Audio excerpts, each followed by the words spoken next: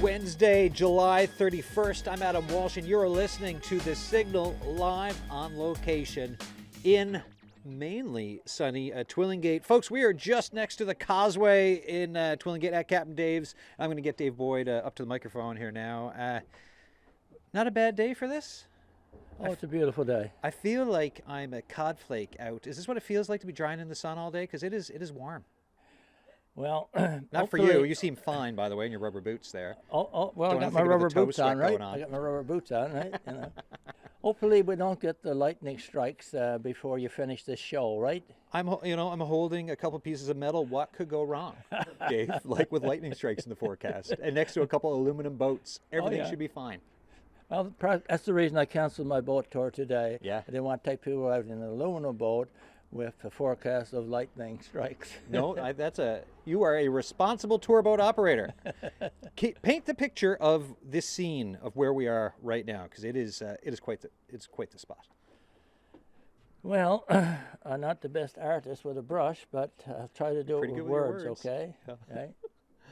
Well, just let me say that over 30 years ago, I said to my wife one day, I said, everything that I had grown up with in our little fishing village of Tizards Harbour was falling down, the fishing stages, the fish stores, and so on. So I thought somebody should try to preserve this part of our fishing culture, the artifacts and the buildings. So I was looking for a place. So one day, Christine and I were driving over here, going back to the old homestead of Tizards Harbour. And as we crossed the Twillingate Causeway, I looked at the old gravel pit here where they took the rocks to build the causeway. The Twillingate Causeway, by the way, was built in 1973. And before that, the only way to get to Twillingate was for a few years on a ferry, and before that, the best way you could. So to make a long story short, we started in 1994, and today we have our fishing museum, our gift store. We have 8 different buildings full of fishing artifacts.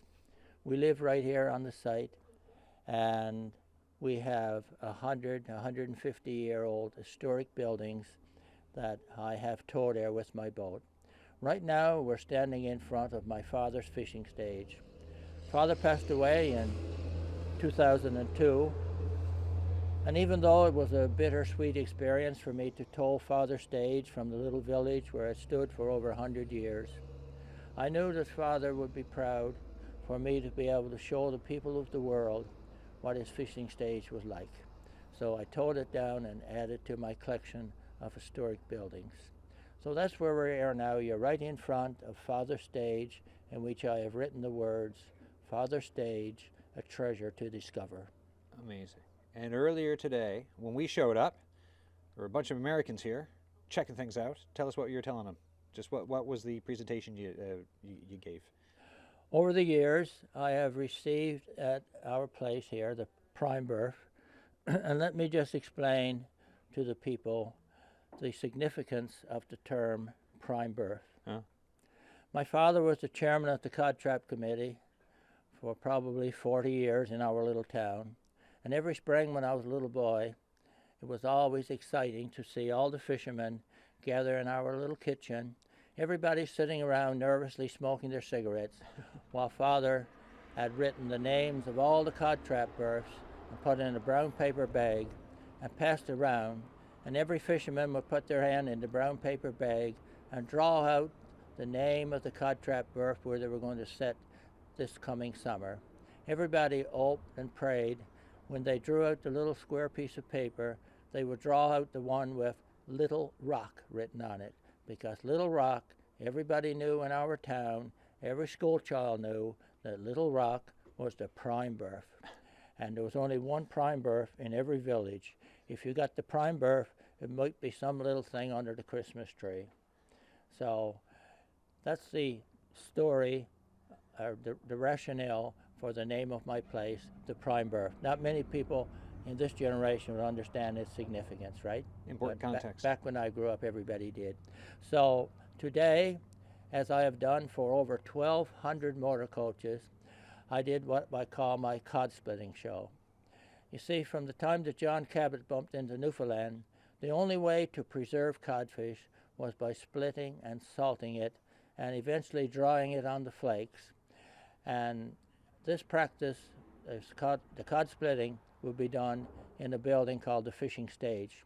So for 1,200 different motor coach groups, I have showed them the way that father and generation after generation of Newfoundlanders split and salt the cod. My father was a splitter. I learned to split at my father's side when I was perhaps 11 years old. So, you know, I'm very fortunate, I think, to be able to do this today and to show the people our age, our culture, and heritage. So what I did, I had a real codfish today, and I performed the job of the cutter, the hitter, the splitter, and the salter, the 4 people that would be around the splitting table. And the first words I said to the people from the US of A, I said, if you had $1 for every codfish that have passed over this table, you'll be all richer than Elon Musk. The jokes are great today.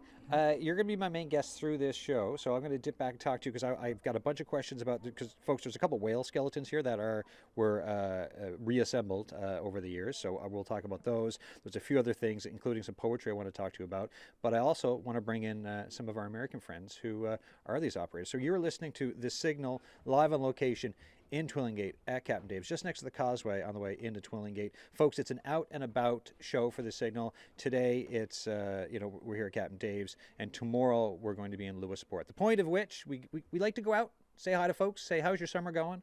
What's the tourism season like? What's business like? What should we know about the community? From everything from bragging stuff to challenges. And my 2 American friends, introduce yourselves if you could. I'm Alan Heath. And I'm Deborah Heath. We're from Texas in the U.S. Welcome up here to the North Atlantic. What, when was the last time you were here? Do you come here often? How does this work to come up here from Texas? We first came up here in 2018 on a fantasy RV tour. Mm-hmm. And we enjoyed the people up here, the culture, learning everything about it. And that year, Captain Dave took me out cod fishing. First time I ever done that. That was a great experience. Yeah. I went too. That's right, Deborah went. And so we're back up here again on another RV tour with 25 RVs going all through the Canadian Maritimes. Wow. So where's everyone from? Because not everyone's from Texas, right? Are they from all over? They're from all over U.S. Florida, California, Washington, Pennsylvania, Alabama. Yeah. Every place in the U.S. We even had Canadians on our tours before. Montana? We yes. Can't leave Montana out. No, so, but I know.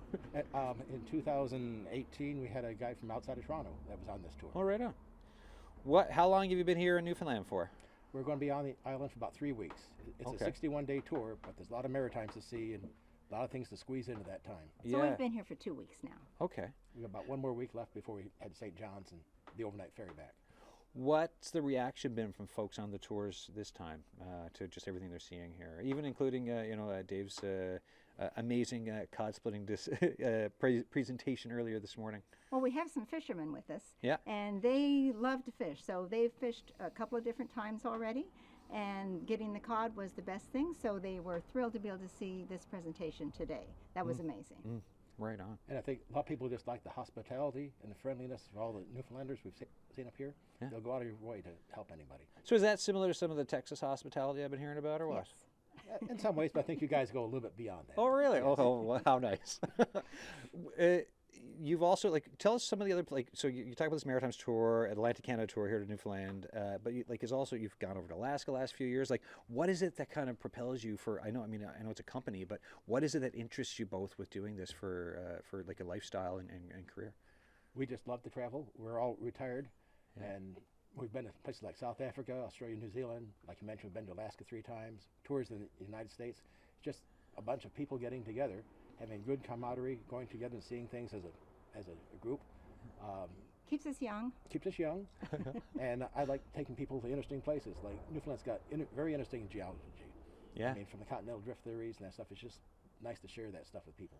Very cool. Along with the fishing industry and how you're devastated with banks being shut down. And yeah, it's quite. Yeah. I mean, if you're coming into this and learning about the history of what went on with the moratorium for cod, you see someone like Dave for his presentation, but then you drive around, you see Twillingate to be a bustling tourism town. I think are you going to Bonavista next week? Yes. So another fantastic story for tourism and this in a way a rejuvenance that goes on with the community. And what's after Bonavista?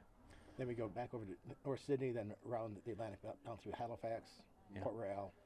Around the Bay of Fundy, we want to see the big 40-foot tides. Oh, they're fantastic. And we're kayaking there. We're kayaking there. Be careful. This tour started off in Montreal. We followed the St. Lawrence all around the Gulf of St. Lawrence. So we got the French culture. We've been to PEI. You got some Irish, Scottish. Yeah. So it's a good cultural mix up here that people get to know a little bit about.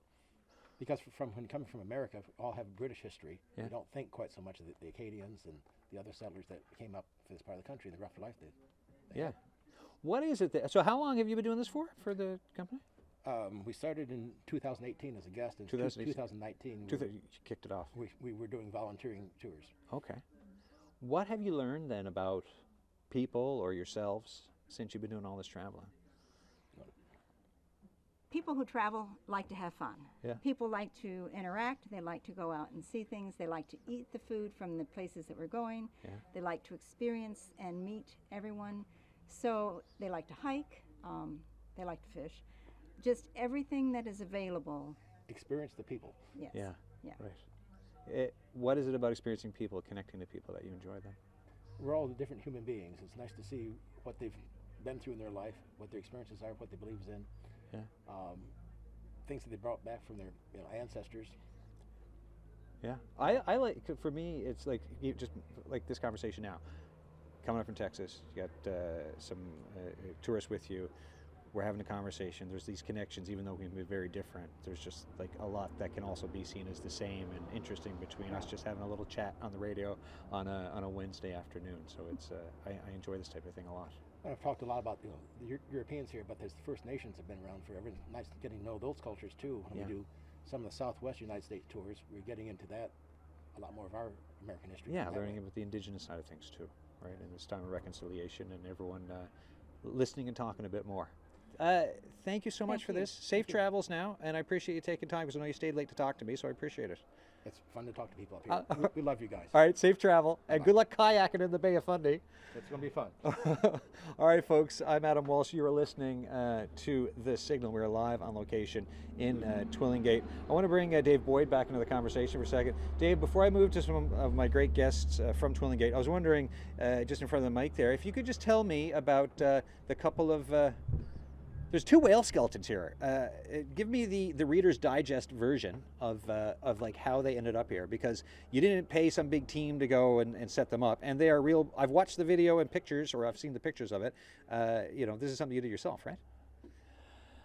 Yeah, that in 2006, I said to my wife Christine, I said, there's a lot of people coming across the causeway.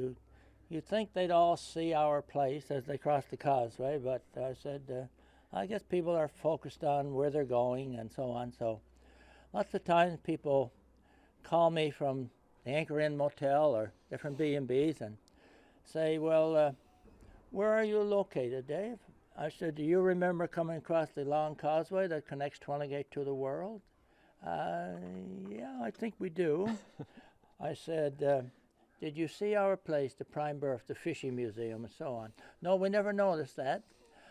So I said to Christine, we need something really to stand out, that catch people's eye. So shortly after that, I heard on the news one day that a sei whale, a 54-foot whale, had gone ashore up in Fortune Harbor.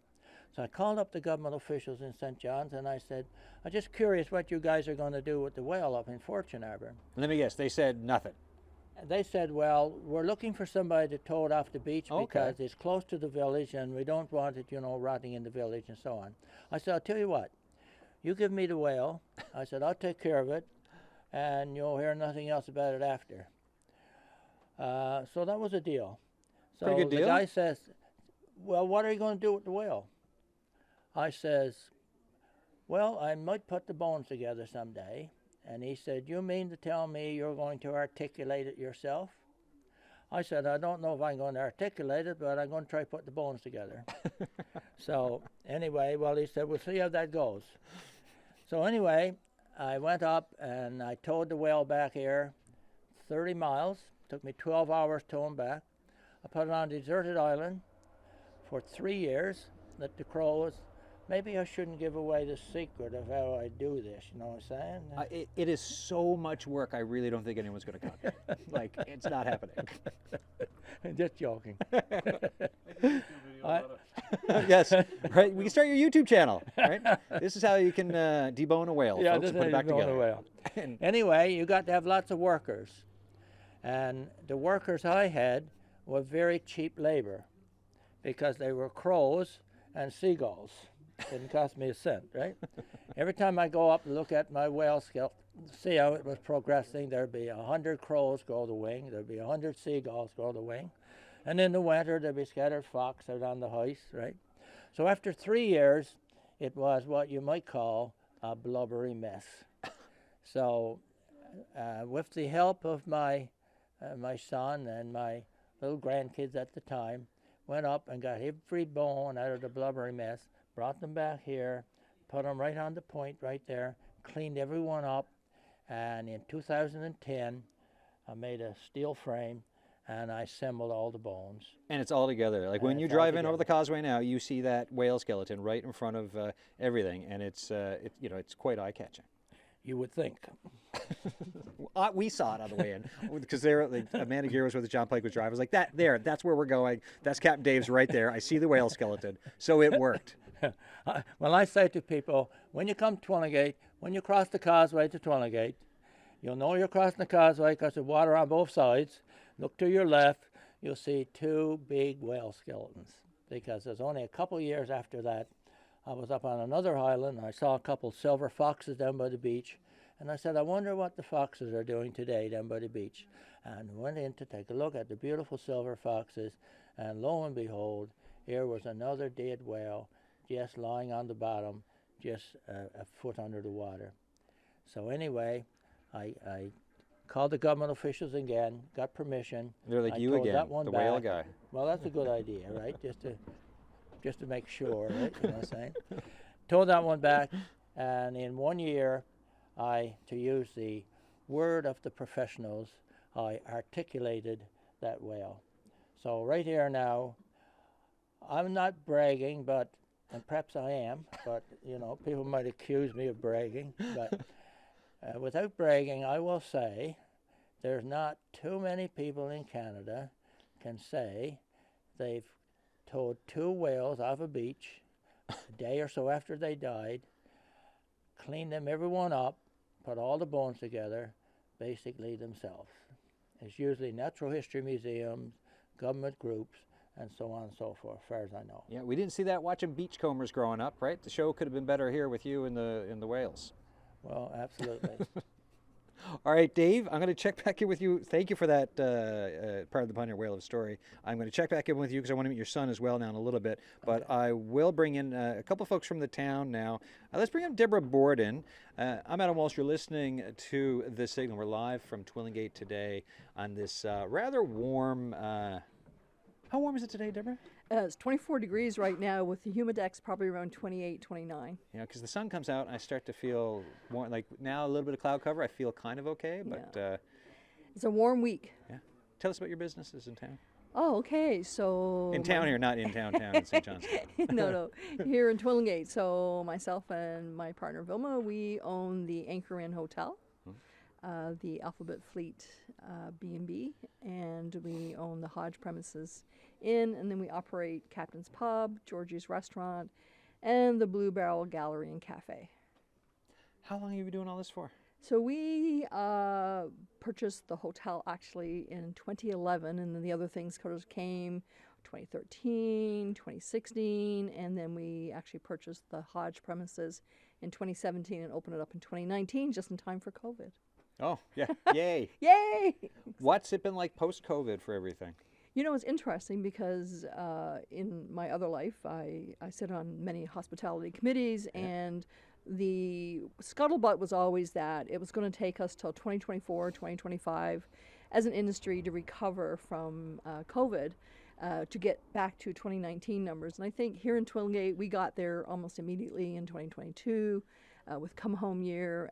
Last year, we had lots of icebergs, so 2023 was a banner year for us, and 2024 keeps pace with way beyond 2019. Wow. So I think, we're well on our way, but, it's like everything. We don't have all the icebergs we had last year, so this year a little bit softer in certain areas, but that's tourism. Mother Nature giveth and Mother Nature taketh away. Yeah, a summer with no icebergs, but you still got whales. But meanwhile, on social media, there's like a whale ballet going down in St. Vincent's, and everyone's kind of driving there, right? I mean, and we're much more fluid than we've ever been, Yeah. right? I mean, social media allows people with any flexibility at all to kind of say, "Ooh, listen, there's whales at St. Vincent's. Let's go there."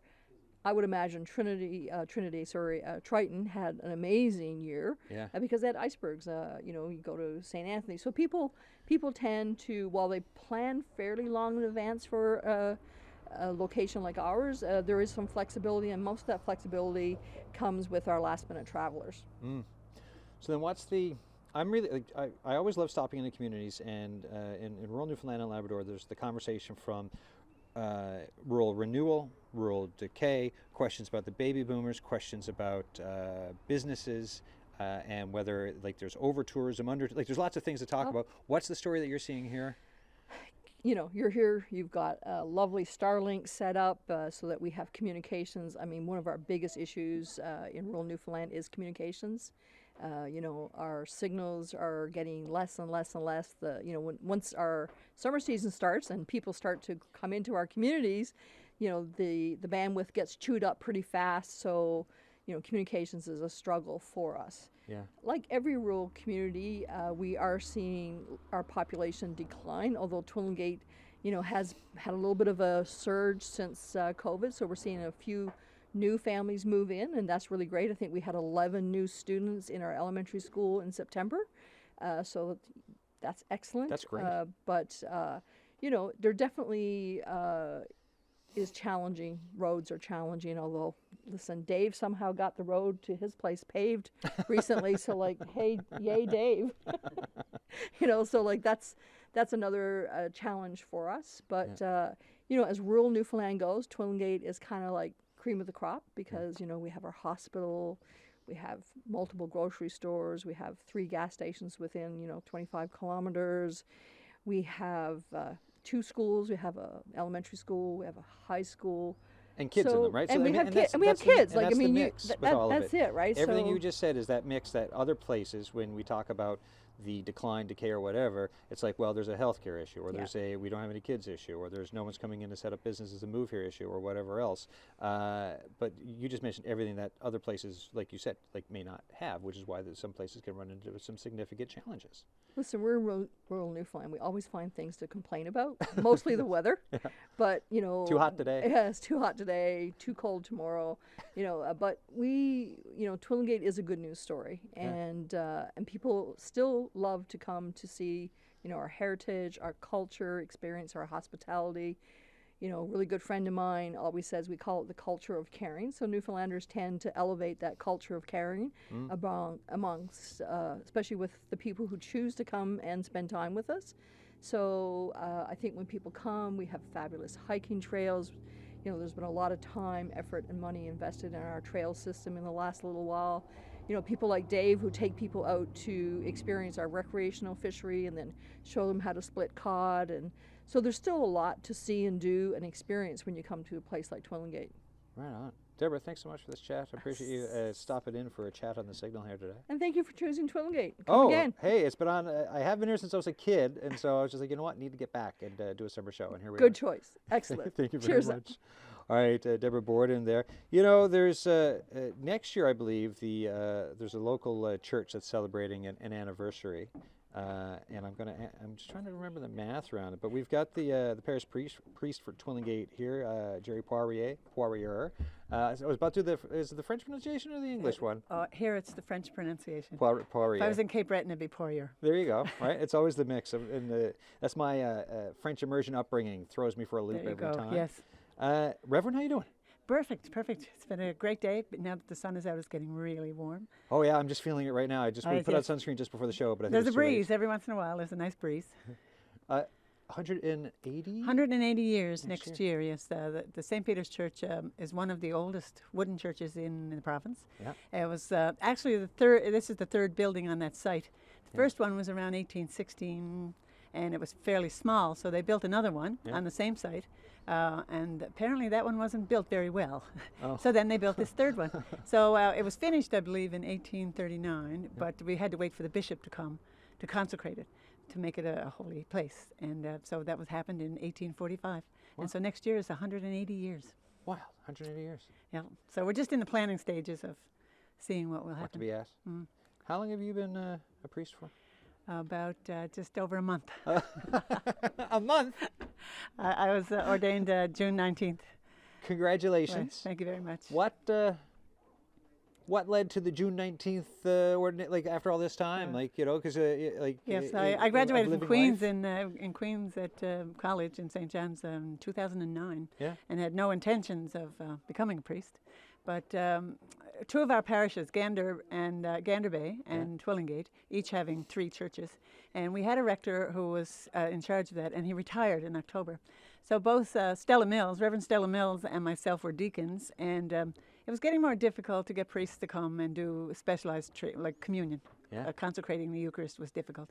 So we both decided that we would work together, and that we would both get ordained together, and that we would help each other and keep the parishes going. So that's what we're doing. What does this community mean to you then? I've lived here since 1971. It means everything to me. I came here teaching in 1971 from Cape Breton, and people have been so good to me that I never left. I came for a year. A year? A year. In 71. I said I can pretty well take anywhere for a year. And people were so good, and I had a job teaching, and I just never left. And they've been so good to me that part of the reason of becoming ordained and keeping the churches open is to pay back the people for the kindness they've shown to me over the years. Oh, wow. How's the community changed over the years from 71 till now? There's been a lot of changes. A lot of people that I knew when I first came are not here anymore. And but the memories are all there. And people here, I've been treated like family. Like I've heard people say, well, I came from somewhere else and I've always been CFA. I've never felt that way. No. Never felt like I came from somewhere else. I think it's an island thing. Coming from Cape Breton Island to another island is important. Wow. And the church itself, I mean, when you look around with the churches, St. Peter's Church is very active, even though our congregation is small. We're involved with the Fish Fun and Folk Festival. We will have some celebrations next year. We're having concerts in the church, opening it up to different activities, because after all, it's a building. And we'll maintain the building as long as we can. We're just putting the finishing touches on the restoration of the Drove by this morning, Yeah, they're going to do the tower, and that should be the end of that. So that we're looking forward to that, which is a great way to get ready for our celebrations for next year. Reverend, thank you so much for this. Well, thank you so much, and I'm glad to see that you're here. Oh, it's so great being here. All right, thank you. All right, folks, you're listening to the Signal Live on location. Twillingate. Amanda, let's get the good old captain back again with his son this time. And John Pike, do you got that sunscreen kicking around still? Oh, yeah. Excellent. I'm just going to, as we're waiting for the guests to come, folks, this is the good part of the show where John Pike stops operating the camera, grabs the sunscreen. I look to see if it's open, and then I spray my feet with sunscreen because I can feel them burning because of the sun. So there we go. Radio magic right there here in Twillingate. Who's this standing next to you? Who's standing next to you? This guy, the guy right there. The younger, better-looking version. Yes, quoting him, the younger, better-looking version. Your son. Yes, I tell agree. Tell us about your son. I agree. Yeah, you agree. Tell us about him. I don't know if he's any wiser or not. Right? I agree with the first part. Okay, my son Greg. You know, Christine and I have spent basically lifetime in the boat, either fishing ourselves, fishing with father, whatever. And from a little boy, Greg grew up in the boats with us, right? From the time he was big enough to crawl down over the wharf, he was out fishing lobsters. And so back in 1986, we bought a long line around the Marine Center, right? Yeah. And we're going to make this adventurous trip up to the Labrador fishing cod and salt in our boat. Greg was 12. We left Twillingate 4 o'clock in the morning. 9 o'clock that night we got in St. Anthony. First time ever down the coast. Some people said they'll never be heard from again. You know what I'm saying? But anyway, for 3 years we fished in Carpoon, Griggett area of the Northern Peninsula. Greg fished was 13, 14 years old. Then when we went crab fishing after the moratorium, Greg fished on the crab boat with us, put himself through the Marine Institute, graduated with a diploma in nautical science from the Marine Institute, and then he obtained a degree in maritime studies from Memorial University and an MBA from, I'm not sure where, but doesn't matter. So anyway, I'm continually fighting the rules, which makes it very difficult for me if Greg decides tomorrow to come out and take over this fishing enterprise. I'm always fighting the rules, which makes it very difficult to do that, right? Because I see so many of our little fishing villages now down to 1 or 2 elderly fishermen, right? And, you know, it breaks my heart to see the last fisherman leave a fishing village, right? Yeah, of course. And so I'm trying to make it easier for intergenerational transfer of fishing licenses. Yeah. I don't expect somebody who grew up in the streets of Edmonton to come down here and take over a fishing village. No, of course Take over not, a fishing vessel, right? Yeah. But you have to be reasonable rules, right? Yeah. So this is my son, Greg.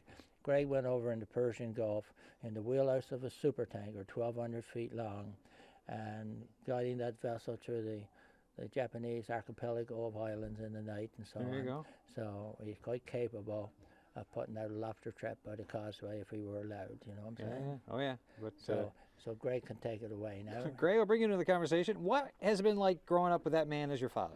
We only have a few minutes when we could probably have a whole podcast. Well, when he was referencing the cheap labor earlier, I thought that I thought he was going to give you credit, and he gave credit to birds. And so I thought that was, how did that make you feel to be witness to that? Crows, and Greg. That's where I'm to.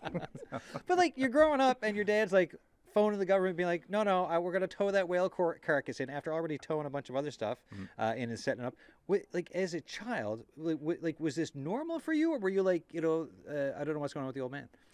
Yeah, well, we were never bored, that's for sure. No. Like, I remember growing up and asking if I might have some time off to go play hockey with the boys, because we were either out in boat or in the woods, or, we were always doing work. But again, as the saying goes, if you enjoy what you're doing, it's not work. And and so that became ingrained in us, and my friends who were close to our family, and brother-in-law, was every day we were doing something. That's now part of our DNA now. What do you think of the legacy of this place? Like, when he's talking about 1,200 caravan tours and just explaining family history, Newfoundland history, Twillingate history, all of it over the years with all these people. Right. Yeah, well, there's no doubt that, although it is a viable business, it was never a motivation for Mom and Dad. It was certainly altruistic in preserving Newfoundland's culture and the fishing heritage. So, again, that makes it very different when you're motivated by money. It's different than if you're motivated by something that's true to your heart. So, he certainly entertained and informed and educated many people over the years. So it's fantastic. His joke routine is really on point, I must say. Watching him earlier with the Americans, that was he got a lot of laughs. Yeah. Well, as with any joke, sometimes you got to be careful, but. Yes, we had the what I will call after hours type of joke tour yesterday when we arrived. I was like, Dave, you can't mention any of that on the radio tomorrow. That's right. Let's just say I now know more about a whale's anatomy than I ever cared to before. And also the preservation style of it. So, Right. And what are you at today? I'm on vacation, so I come home for a rest, but as we previously discussed, that back at work, get at it. Yeah, I'm sure there's a whale carcass. I go back to work for a rest after I'm out here for a week. So all right. We're spending some time on the water, and my daughter was out with us last evening, and she said, "How do you know where the rocks are?" And I said, "Well, between me and Dad, we've hit most of them."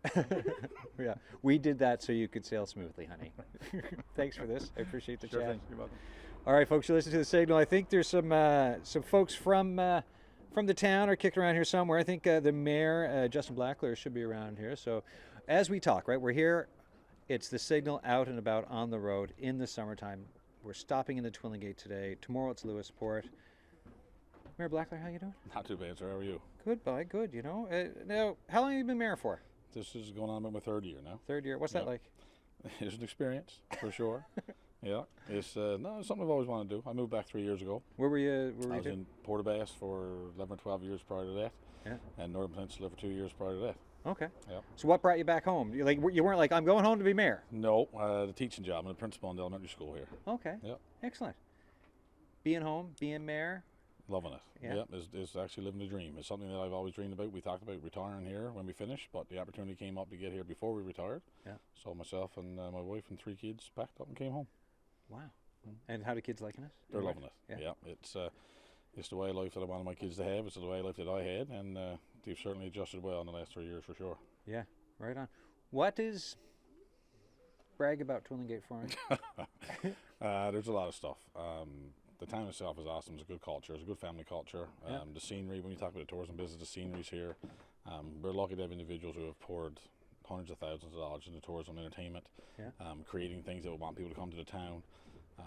It's a close-knit community. If you're in need or you're in trouble, you can find this community pull together faster than I think any community I've ever been into. Whether it's raising resources, funds, support, whatever. The people are just amazing. Scenery's amazing. We're lucky to have good school systems. We got great health care here. It's just been a great spot to live. I think it's a spot that anybody should want to live. Now, whenever I go into communities, I also ask about challenges. What challenges are you dealing with? Well, the town itself, I mean, we'll always have infrastructure issues. We got issues with water and keeping up with aging infrastructure. Yeah. Communication's a major one right now. Cell service in this community is non-existent at the best of times. As you're saying that, so I've got the show in my ear on a cell phone. It's dropped out 4 times as we've been talking to keep calling your studio back. 100%. So the thing about it is right now, communication in the summertime is non-existent. Yeah. Just the demand is too high for the system to work. Something has to be done in that. Companies got to invest in that, and we're trying to promote this town as a tourism spot. You want to be able to communicate while you're here. Yeah. The residents while they're living here need to be able to access that information for safety, for standard of life. So it's definitely an issue that we're dealing with right now. From the range, like you said, so from the range of safety and just basic connectivity, all the way up to, and we were talking earlier in the show, about down in St. Vincent's with the whale show and stuff. If stuff's happening with social media the way it works today, you want people to just be like, hey, look at that, this is great, this is happening, and then to be able to bring people in because of it. So there's a safety aspect of that, to be able to communicate to any emergency services that you need. Everyone, there's a standard of life, just need to be able to use a phone to communicate. And then there's a part for tourism. I mean, people are coming here spending 2, 3, 4, 5 days, and you want to be able to know that they can communicate while they're here. And right now, that's just not happening. Yeah, and like some of the free advertising you get from that. Yeah, 100%. I mean, those sharing on social media is, but we get got those influencers out there We appreciate for the 3 o'clock whale show. 100%. Yeah. We appreciate their free advertisement. Yeah. Right on. So, as mayor now, when you're not being bothered by CBC to do this, what are you doing for the rest of your day? Well, and also as off for the school's summer. out, so congrats. Yeah, it's going to look like a swimming pool patio type of afternoon, I think. Gosh, that's amazing. Yeah, it's going to be awesome. I appreciate you taking time out of your swimming pool patio schedule my pleasure, to do this, and I'm enjoying being in town, meeting folks. We were went up to the lighthouse up in, Crowhead. Crowhead, yep. Went up there this morning. Yep. We're going to check out some of the walking trail as well. We're going to talk about that now shortly. Yep, Mr. Rockcut is coming up. We've been checking out everything that this town has to offer, so it's been great being here. Yep, that's awesome. It's good having you here, and come back sooner. There's a lot more to show you. All right, perfect. Thank you, sir. Justin Blackler there, the mayor of Twillingate. Another person to talk to, we got Grant White, and Grant is the recreation director for the town. Here you got your shades. It is. I am melting. It is very hot. Like, I don't know how hot it is. Like, I had to put the sunscreen on my feet because I'm wearing my flip flops, and I was really worried that I'd have a couple lobsters down there. But so far, so good. The heavy jeans, though, mistake. You don't have much of a tan there either. So. I'm very white. I'm very whiter than mayonnaise by the looks of it. Yeah, I'm very pale. It is it's genetics, right? From a long, proud history of bog people. What must I say? All right, talk to me about trails, will you? Yeah, so I'm the recreation director with the town of Twillingate, and I guess one of my main jobs, will be the manager of Rockcut Twillingate Trails. A big trail system we have right here on the island. When did that all start getting put together? So obviously trails existed, or some existed for many, many years. But I guess it was some talks amongst council, and again, we had a great manager at the time, Marie Magden. Mm-hmm. She wanted to spearhead, some funding opportunities through WCOA in the province, and we were lucky to get over $1 million in funding in the last 5 years, and able to develop, a trail system now that has, over 55 kilometers of trails. That's a lot. New brand. Oh, Yeah. it's kind of crazy for here. And we wanted to develop a system that was not just for locals, or sorry, not just for tourists, but for locals as well. Yeah. So we wanted to circumnavigate the island, and we're pretty much on par for doing that now. We still have a couple years in the project, but we're going to have approximately 15 trails in total with over 55K. We'll probably have more than that because there's a lot of connector trails that are not part of the system, but has been there before. But no, it's a crazy system with about 90% probably coastal, so it's great. When you say so $1 million over 5 years, right? With its trail funding, what does that give? So basically, new marketing, branding. Obviously, you've probably seen our new signage. I sent you an email with a bunch of things, and basically that's covering all your materials, labor, signage, equipment rentals, and all that kind of stuff. So just things you need to basically get the project completed. How often are you out on these things? Pretty much for me, it probably starts in March, so we can plan for the next year. But I'm pretty much on them almost year round. Yeah. I have a trail crew of 4 right now, which hopefully will be 5 soon. But they're basically working for about 6 months of the year, so quite regularly, probably 4 to 5 times a week for me for sure. Wow. So for your position as recreation director on top of trails, what else are you involved in for like your job through the run of a? So for me, basically, it's running all the recreation programs for kids. We have a Kid Kick sports camp. We also have a day camp. So I'm a fitness instructor for seniors as well. So I run a program for them. So Cool. it's probably one of the greatest things that I've done. And we have a great group, probably a group between 30 to 50 people that attend regularly on a weekly basis. So and that's year round, which is great. But I have a lot of fun. That's really great because we've had conversations on the show about seniors in Newfoundland and Labrador and loneliness and looking at different parts of the province and talking about the importance of connection, the importance of activity. So then having somewhere like Twillingate, rural Newfoundland, someone like yourself having this type of seniors program sounds fantastic. Yeah, it was great. I mean, we were able to secure some funding through New Horizons, and it's basically seniors come there for free and have a great fitness routine. And I don't want financials to be a barrier to anyone's recreation, especially seniors. And like I say, we have several people. We even throw in some hikes throughout the summer season as well. But they love the program. Like I say, there's strength training, cardio, balance, stretching. So it's something that they enjoy, and I think that's something that more rural communities probably should have. Yeah, well, especially at a time when there's a lot of conversation, like obviously like the physical and mental health side of it, but then keeping folks in their homes as long as possible and enjoying life, and to be physically fit, mentally fit around all of that is a big part and parcel of it. Well, another component of that is that we're also working to be a dementia-friendly community. Yeah. So part of that funding was also to utilize like iPads and have people that have dementia with their caregivers to be able to continue physical activity from home as well. So we're working there. Like I said, that committee that I'm involved in is basically a new committee that has started, but. Again, it's all important part of recreation and it's important for our town as well. Grant White, thanks so much for this. Thanks so much. All right, man. Take care. Sweet. So that was Grant White there, Recreation Director for the town of Twillingate. We're going to, not much longer left in the show because we do have the last 5 minutes is the Paris 2024 check-in. So we'll bring Captain Dave Boyd back in to bring the show home for us with the last few minutes here of hanging out in the sun, the hot, hot sun, at Cap Dave's in Twillingate. How you doing? You're not over here. I'm hot. You're fine. You seem fine. You seem fresh as a daisy. Yeah, well, I used to out in the sun, right? Yeah, it's not your first day out in the sun working, is it? Can you tell the shorter version of the story about the Rose and the tourist who was here? You told me yesterday, remember? My poem, The Rose? Yeah. Okay. Well, my poem, The Rose, is just one of the poems in my book of poetry that I call Outward Home, Poems from the Heart. Every one of my poems has a story to it. In my book, I tell the story, and then I write the poem. So that I've sold quite a few, maybe 5,000 copies of my book of poetry. Right, which makes it a bestseller, yeah. Okay. Thank you for telling me that, right? Now my ego gone up a bit. Right? So what happened? We only have a couple minutes left. What happened? A couple minutes left. Yeah, so Okay. you're watching. So I remember you're telling me you're watching, because you do watch reality TV sometime, because this ties in with the show The Bachelor, I believe, which all sewed together perfectly yesterday. So tell us about it. Okay, I did this little thing as a bit of fun. Christine and I were watching The Bachelor show one night, and of course we watched The Bachelor say to the beautiful young lady, "Will you accept this rose?" So the next morning, beautiful August morning, my rose trees in full bloom. You know, I got just a tremendous number of rose trees, all in full bloom. And we scheduled a motor coach with 40 people.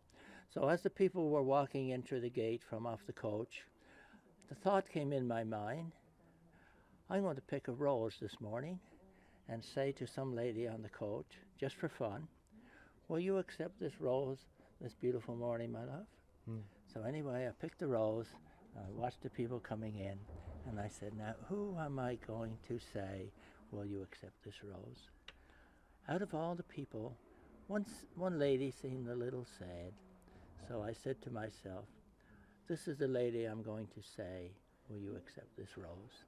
So I just walked up to her and I said, "Will you accept this rose this beautiful morning, my love?" She said, "Yes, I will."